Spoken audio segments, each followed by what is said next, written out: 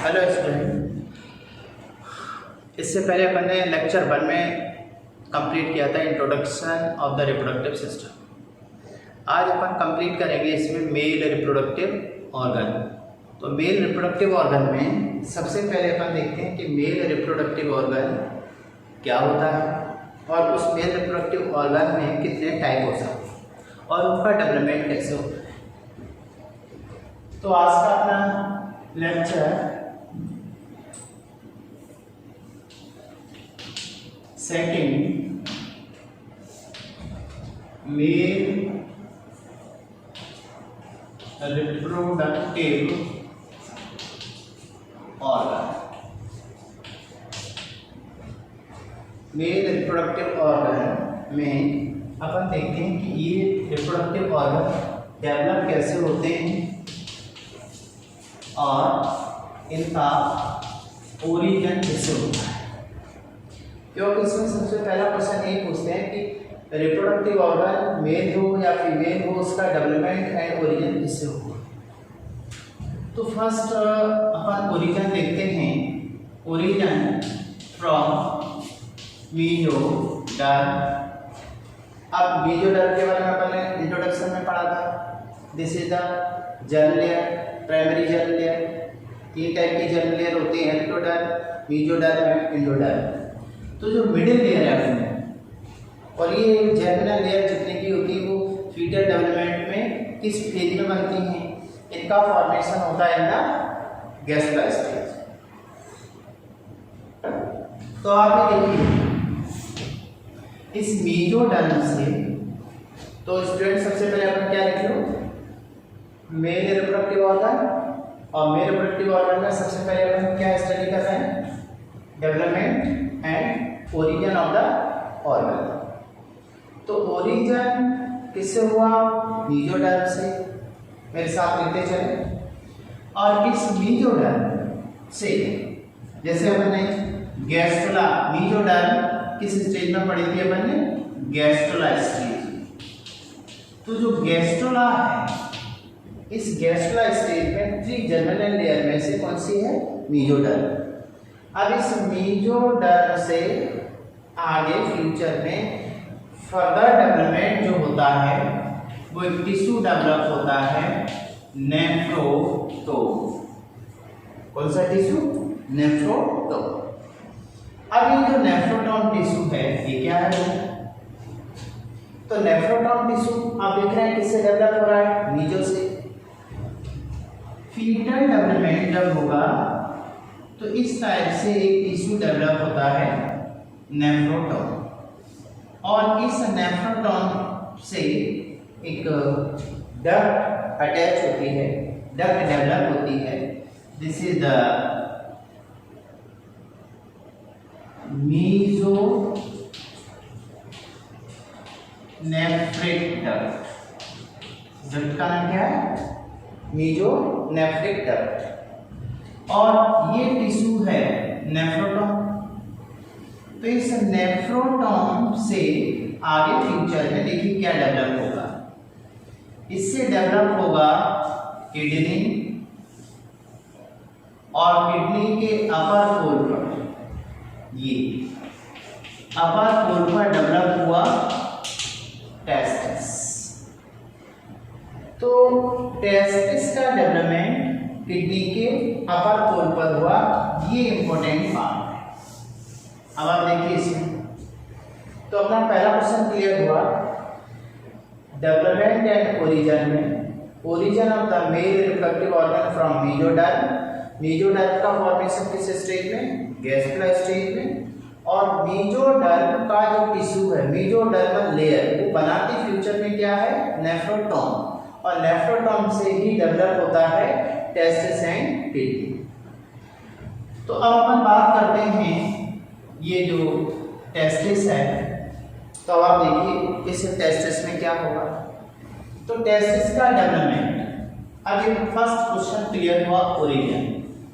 Origin के बाद second part development. तो डेवलपमेंट ऑफ टेस्टिस यहाँ पे आप देख पा रहे हैं कैसे हुआ। तो अपन बोलते हैं इंट्रा एब्डोमेन, मीन्स टेस्टिस का डेवलपमेंट किडनी के पास हो रहा है, अपर कोर पर। तो किडनी कहाँ होती है अपनी? एब्डोमेन में। तो एब्डोमेन में होने की वजह से अपन ये कह सकते हैं कि testis is also develop in abdomen. Right now clear? Intra abdomen क्या होता है वो देखिए।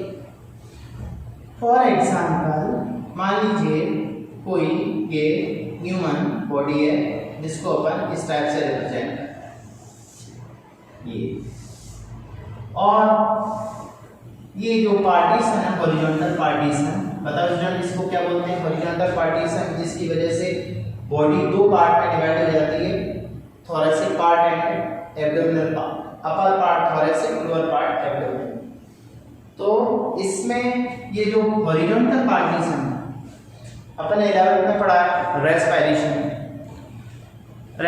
में अपन ने पढ़ा था ह्यूमन में रेस्पिरेटरी मसल दो टाइप के होते हैं, एक तो डायफ्राम और दूसरा इंटरकॉस्टल मसल।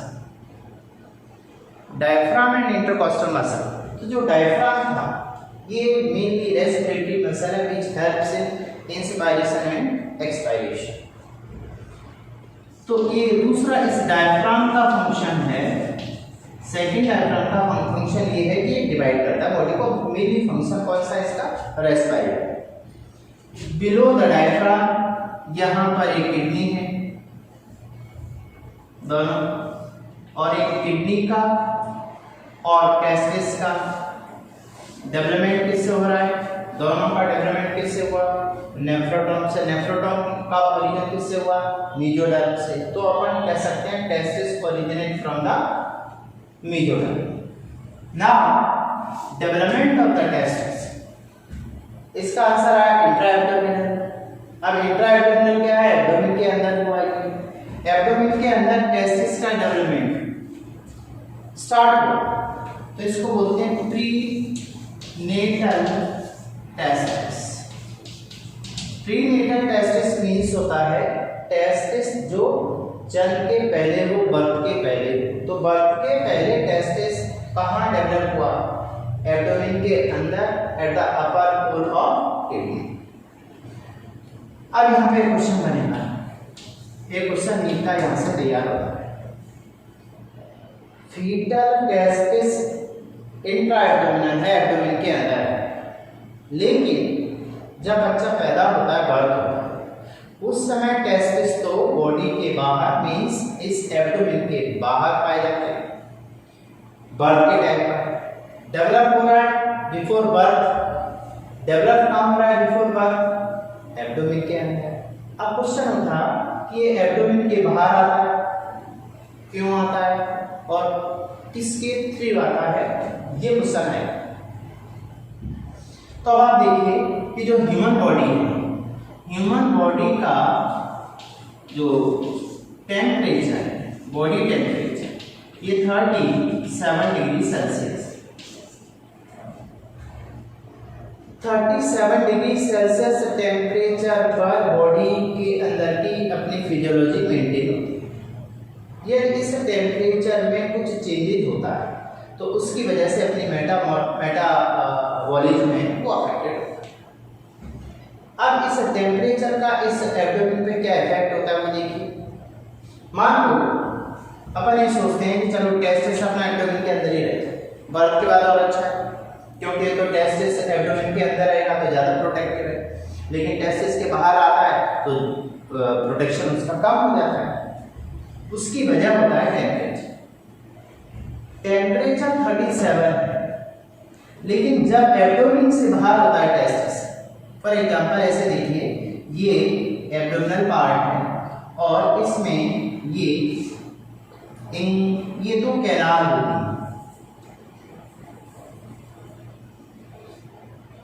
लाइक दिस, और इन कैनाल का फंक्शन क्या है? कैनाल एक्चुअली मस्कुलर कैनाल होती है और ये कैनाल कनेक्ट करते हैं एब्डोमेन से इस तरह से। मान ये एब्डोमेन, ये कैनाल, तो ऑफकोर्स इस कैनाल के थ्रू टेस्टिस यहाँ से माइग्रेट होता है, ऐसे आएगा, डिसेंड होगा, नीचे की तरफ आएगा और ये आने लगता है किसमें, इस कैनाल में, और ये प्रोसेस कब स्टार्ट हो जाता है, फीटल लाइफ में इस प्रोसेस का कंप्लीट होना देखा जाता है। ये जो टेस्टिस आप देख पा रहे हैं, टेस्टिस एब्डोमेन से इस कैनाल को बोलते हैं इंग्वाइनल कैनाल। क्या नाम दिया गया, फिर से बोलो, इंग्वाइनल कैनाल।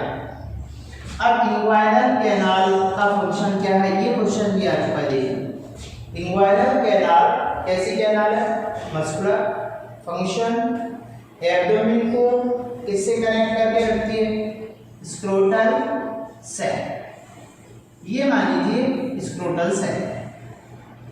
अब पहला क्वेश्चन तो क्लियर हुआ कि स्क्रोटल सैक कहाँ पाया जाए, एब्डोमेन के बाहर। एब्डोमेन के बाहर इस स्क्रोटल सैक में यहां से इस कैनाल के थ्रू ये टेस्टिस आ गया इस सैक, दोनों टेस्टिस आ गए। अब आप देखिए पहला क्वेश्चन क्लियर हुआ कि टेस्टिस का डेवलपमेंट कहाँ हुआ, एब्डोमेन में, but testis during development start descend and descend किसके through the inguinal canal. Inguinal canal के थ्रू कहाँ पर, sac like structure, this sac like structure is called scrotal sac. तो अब अपने लिए क्वेश्चन क्या बने, देखिए सबसे पहले अपन ने कहा डेवलपमेंट, तो डेवलपमेंट का हुआ है इंट्राएब्डोमेन, बट लोकेशन टेस्टिस की कहां पर है, आउटसाइड ऑफ द एब्डोमेन। अब आउटसाइड ऑफ द एब्डोमेन किसमें, स्क्रोटल सैक में। इसका मतलब है टेस्टिस डिसेंड होके आया। तो टेस्टिस का डिसेंड होना ये किसकी वजह से होता है, टेम्परेचर। तो देखिए टेस्टिस डिसेंड होकर जब स्क्रोटल सैक में आता है तो यहाँ पर टेम्परेचर बॉडी के टेम्परेचर से -2 to 3, average 2.5 degree Celsius minus. अब माइनस मीन्स कितना कम हुआ, 37 में 2.5, तो 2.5 टेम्परेचर नॉर्मल बॉडी से स्क्रोटम में कम हो जाता है। इस normal temperature means normal temperature से -2.5 पर पॉसिबिलिटी हो जाती है इस टेस्टिस में स्पर्म फॉर्मेशन के लिए नॉर्मल टेम्परेचर जो बॉडी है उससे अपने को -2.5 चाहिए कम। तो अपना क्वेश्चन क्लियर हुआ कि टेस्टिस का डेवलपमेंट तो हुआ इंट्राएब्डोमिनल, बट डिसेंड होकर के टेस्टिस स्क्रोटम में आया तो वहाँ टेम्परेचर कितना हुआ, 2.5 degree Celsius. 2.5 degree Celsius temperature पर स्पर्म का फॉर्मेशन पॉसिबल है। मीन्स स्पर्म का फॉर्मेशन तभी होगा जब टेस्टिस स्क्रोटम में आएगा। अब ये प्रोसेस होती कब है, तो एब्डोमेन से स्क्रोटम में आना, इस प्रोसेस को अपन बोलते हैं डिसेंड ऑफ टेस्टिस। और डिसेंड ऑफ टेस्टिस कौन से मंथ में होती है, 7th फीटल मंथ। अब आप देख पाएंगे अपने पास फिलहाल 3 क्वेश्चन क्लियर हो गए नीट के, board exam plus NEET. Testis का डेवलपमेंट एब्डोमेन में होगा। एब्डोमेन में कहाँ होगा, at the upper pole of kidney and testis both develop from mesodermal tissue nephrotome. अब टेस्टिस डिसेंड होकर 7th फीटल मंथ में 7वें महीने में टेस्टिस इंग्वाइनल कैनाल के थ्रू कहाँ पर आ गया, स्क्रोटल सैक। तो इसकी वजह ये थी कि टेम्परेचर का कम होना, स्क्रोटल सैक में टेम्परेचर -2.5 डिग्री सेल्सियस कम हो जाता है। तो अब आप देख पा रहे हैं यहाँ पे इस लेक्चर में हमने पहले ये देखा कि टेस्टिस का डेवलपमेंट एंड ओरिजिन। तो अपन इस पॉइंट को थोड़ा सा कंक्लूड करते हैं। चलिए पहला क्वेश्चन बताओ, सबसे पहले टेस्टिस डेवलप किससे हो रहा है? जल्दी आंसर दो, लिख लो। Develop from ectoderm, mesoderm, endoderm. Answer अपने आप लिखा है। दूसरा, टेस्टिस का डेवलपमेंट कहाँ पर होता है बॉडी के अंदर? Thoracic cavity, abdominal cavity, scrotal sac. ये भी क्वेश्चन आपको क्लियर करना है। थर्ड पॉइंट आएगा इसमें कि टेस्टिस किडनी के ऊपर डेवलप हुआ, लेकिन 7वें महीने में फीटस की टोटल जो 9 मंथ है उसमें 7वें महीने में टेस्टिस एब्डोमेन से बाहर क्यों आया? इसका आंसर क्या होना चाहिए? जल्दी बोलो। टेम्परेचर। टेम्परेचर कितना कम हो गया?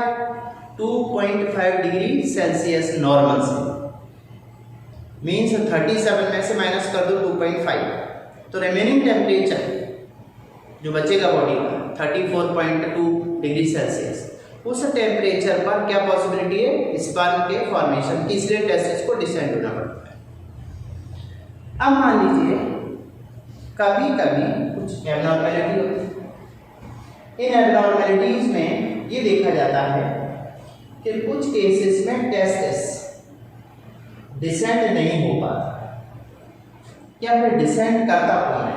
टेस्टिस को डिसेंड करेगा कौन? वो देखिए, जैसे टेस्टिस यहाँ से डिसेंड होकर यहाँ पे आया, तो फीटस में ये जो टेस्टिस है, मैं इसको यहाँ पे देखते हैं, जैसे टेस्टिस है एब्डोमेन के अंदर, और ये एब्डोमेन है, ये इंग्वाइनल कैनाल, ये स्क्रोटल सेक। तो स्क्रोटल सेक से यहां तक एक कॉर्ड लाइन स्ट्रक्चर है। ये कॉर्ड लाइन स्ट्रक्चर, इसको फीटल लाइन, ये टेस्टिस है और ये स्क्रोटल सेक है, ये इंग्वाइनल कैनाल, और ये बॉडी के अपर पार्ट मीन्स एब्डोमेन। ठीक, शॉर्ट में हम समझ सकते हैं इसको। एब्डोमेन, एब्डोमेन के बाहर स्क्रोटल सेक, एब्डोमेन और स्क्रोटल सेक के बीच में कौन सी चीज है? Inguinal canal. इसको बोलते हैं, जो स्ट्रक्चर है दोनों के बीच में, गोबर्नाकुलम टेस्टिस। क्या नाम देगा बच्चों? गोबर्नाकुलम टेस्टिस। या इसका एक नाम और देते हैं, गोबर्नाकुलम कॉर्डिस। अब ये जो गोबर्नाकुलम कॉर्डिस है, ये एक्चुअल में रेट्रैक्टाइल टिश्यू का बना है। तो ये जो रिट्रैक्ट होता है, कॉन्ट्रैक्ट होता है, कॉन्ट्रैक्ट होने से टेस्टिस फीटल मंथ में, थर्ड मंथ, जैसे मान लीजिए यहाँ पे थर्ड मंथ में आ गया, यहाँ पे फोर्थ मंथ में आ गया, और इंग्वाइनल कैनाल में 6 मंथ में आ गया, और इस स्क्रोटल सेक में आ गया कौन से मंथ में? 7th month. ये month of descent of testis है। ये तो नॉर्मल प्रोसेस है। अब अपन देखते हैं इसमें कुछ एबनॉर्मलिटी, ये भी कुछ सुनाया हुआ है। तो यहाँ पे पहले क्वेश्चन क्लियर कर, विच वन स्ट्रक्चर, ऐसा कौन सा स्ट्रक्चर जो टेस्टिस को खींच के लाता है स्क्रोटम में, उसका नाम गोबर्नाकुलम कॉर्डिस। कौन से मंथ में ये प्रोसेस कंप्लीट हो जाती है? 7 मंथ। अब 7 मंथ में अपन देखें तो टेस्टिस यहाँ आ चुका है, अब रिमेनिंग 2 मंथ में, 2 मंथ के बाद मीन्स 9th मंथ में क्या होना है? बर्थ, या बर्थ। इसका मतलब ये हुआ 7 + 2 मीन्स 9।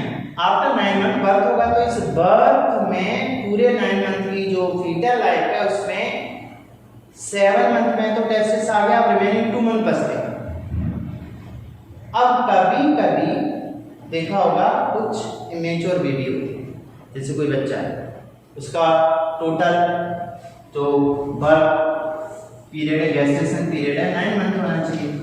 अब 9 मंथ ना होकर के वो 7 मंथ में बच्चा पैदा हो गया। अब बताओ वो बच्चा बड़ा होकर फर्टाइल होगा या स्टेराइल? जल्दी आंसर, जल्दी बोलो, फर्टाइल या स्टेराइल? आगे आंसर, अब समझो क्या क्या इसका करेक्ट आंसर है। 7 मंथ में क्या हो चुका है? डिसेंड, बच्चा बर्थ हो गया, बड़ा होगा। अब ये बच्चा नॉर्मल होगा और फर्टाइल होगा, क्योंकि उसके टेस्टिस ऑलरेडी इसमें आ चुके हैं स्क्रोटल सैक। तो आप देखिए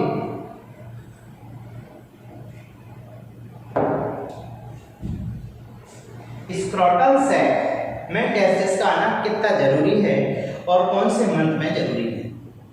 चलो ठीक है भाई, क्या बात कहते हैं कि जो बच्चा मेच्योर है वो बच्चा फीटस उसका ये वो बर्थ उसका 7 मंथ में हो जाता है तो नॉर्मल फर्टाइल होगा।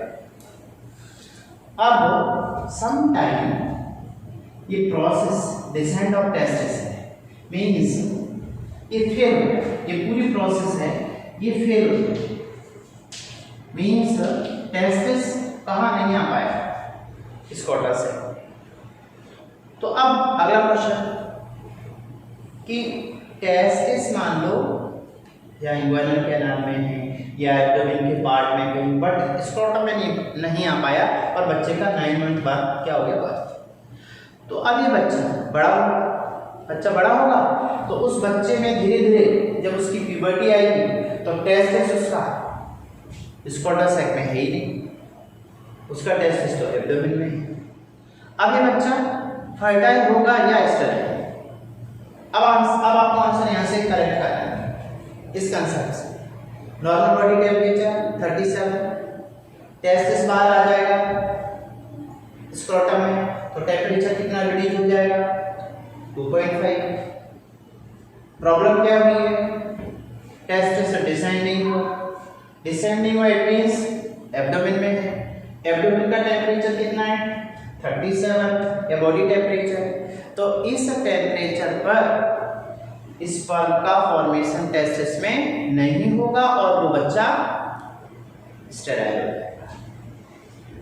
तो ऐसी कंडीशन क्वेश्चन तुम्हारे नीट में आया हुआ है कि क्वेश्चन में दिया गया which process in which decent of testis is fail. देखो क्वेश्चन में क्या लिखा मैंने, क्या बोल रहा हूँ, process in which decent of testis is fail. तो डिसेंट ऑफ टेस्टिस फेल हो गया, बच्चा स्टेराइल। तो इस मैकेनिज्म या इसके लिए जो टर्म अप्लाई होता है उसको बोलते हैं क्रिप्ट का मतलब छुपना। और क्या छुप गया, और की तो टर्म क्या है क्रिप्ट ऑर्किज्म। ये वाला क्वेश्चन है और इससे रिलेटेड टर्म क्रिप्ट ऑर्किज्म। तो अपना क्वेश्चन क्लियर हो गया, आंसर भी क्लियर हो कि नॉर्मल डिसेंट ऑफ टेस्टिस किस मंथ में, जल्दी बोलो 7 मंथ। डिसेंट ऑफ टेस्टिस से एडवांटेज क्या है, टेम्परेचर 2.5 डिग्री सेल्सियस कम। दूसरा, if descent of testis fail, this is called cryptorchism, this is called cryptorchism. अब ये वाला बेबी अपने पास आया, अब आप तो डॉक्टर बन गए, कपल आया वो कह रहा है डॉक्टर साहब देखो जरा इस बच्चे को देखो। अब तुमने देखा भाई, दिखाओ क्या। अब पेरेंट्स का देखो देखो देखो भाई, अब तुम मरे जा रहे हो, क्या देखें। उन्होंने कहा देखो इसके स्क्रोटल सैक में तो टेस्टिस है ही नहीं। अब तुम्हारी आंखें ऐसे फटी रहेंगी, क्या उसके कौन सा बच्चा भाई, इसके स्क्रोटम में तो टेस्टिस है ही नहीं। तो टेस्टिस का डिसेंट फेल हो जाए, उसके लिए तो क्रिप्ट ऑर्किज्म है। बट अब आप चूंकि डॉक्टर हो और आपको इस बच्चे के टेस्टिस को स्क्रोटम में लाना है तो आप क्या करोगे, ऑफ कोर्स सर्जरी करोगे, नहीं करोगे, क्या सर्जरी करोगे। तो अपन क्या करते हैं, सर्जिकली टेस्टिस को अपन इंग्वाइनल कैनाल में हो या एब्डोमेन में हो, उसको अपन ऑपरेट करके स्क्रोटम में ले आते हैं। तो इस ऑपरेशन को इस ऑपरेशन के लिए टर्म दिया जाता है और की मीन्स बोलो, अभी मैंने यहाँ पे दिया था टर्म और की मीन्स टेस्टिस, तो यहाँ पे भी टर्म आएगा टेस्टिस। और की टेस्टिस कहाँ गया भाई, ऑपरेशन के बाद क्या बाहर निकाल दोगे? अपन क्या करेंगे, उस स्क्रोटम में यानी एब्डोमेन में, इंग्वाइनल कैनाल में, कहीं पर भी हो, उसको ऑपरेट करके कहाँ पे लाएंगे, स्क्रोटम में। स्क्रोटम में लाने की इस प्रोसेस को बोलते हैं ऑर्कीप्लेक्सी। क्या नाम है? ऑर्कीप्लेक्सी। अब आप टर्म याद फिर से देखिए, टर्म आपको याद रखना है। चलिए कितने टर्म आ गए? इस लेक्चर को फिर से देखते हैं।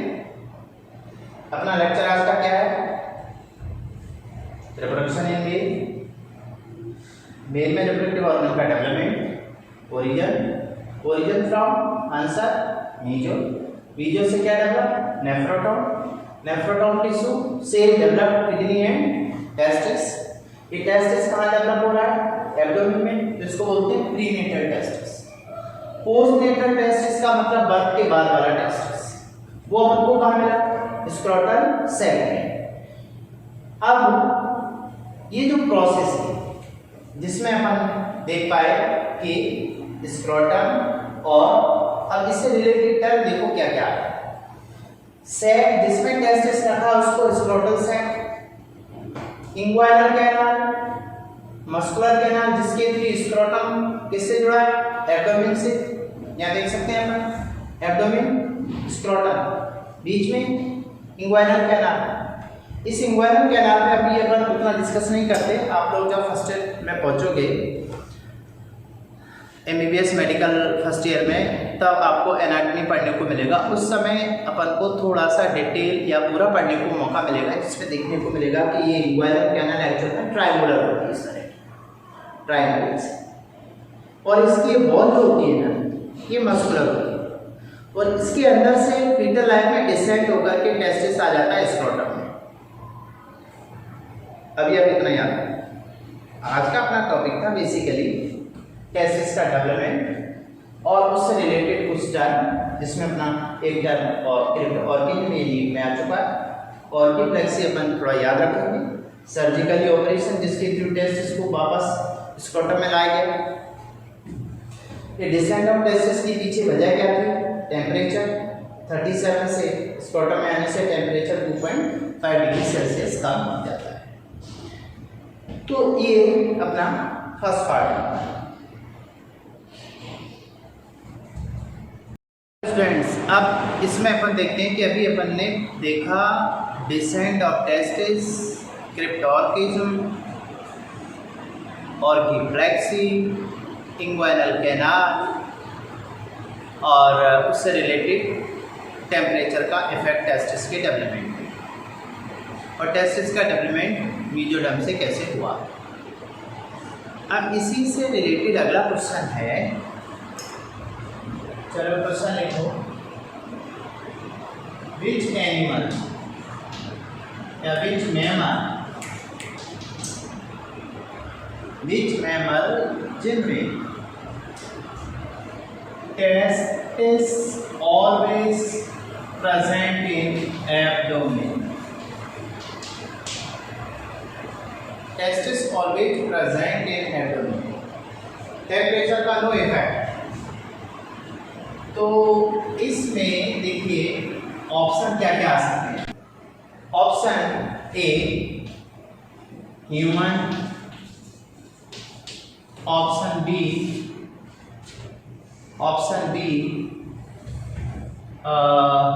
एलिफेंट, अभी इसकी बात चल रही है, सी बोथ और डी नन। जल्दी से आंसर बताओ। अभी अपन ने देखा था सिंपल क्वेश्चन, अभी मैं आपको बिल्कुल सिंपल क्वेश्चन दे रहा हूँ। ह्यूमन में तो अभी अपन ने देखा था टेस्टिस का डिसेंट हुआ था, और टेस्टिस एब्डोमेन से स्क्रोटस सेक में आना जरूरी है। बट इसका करेक्ट आंसर क्या होगा? एलिफेंट। क्यों? इस एलिफेंट पे टेम्परेचर का क्या इफेक्ट होता है? तो अपन आगे पढ़ेंगे बॉडी साइज। बॉडी साइज जितना ज्यादा होगा उस एनिमल का टेम्परेचर कम होगा, मीन्स इनवर्सली प्रोपोर्शनल है। बॉडी साइज और टेम्परेचर का आपस में क्या रिलेशन है? Inversely proportional. अब इनवर्सली प्रोपोर्शनल क्या मीन्स? देखिए टेम्परेचर मान लीजिए ह्यूमन के केस में तो 37 था, इसका मतलब है एलिफेंट बॉडी का साइज बड़ा होने से टेम्परेचर कम होता है, और टेम्परेचर के कम होने से उसके टेस्टिस एब्डोमेन में ही प्रेजेंट होते हैं before birth and after birth. तो अपना एक क्वेश्चन क्लियर हो गया। ठीक।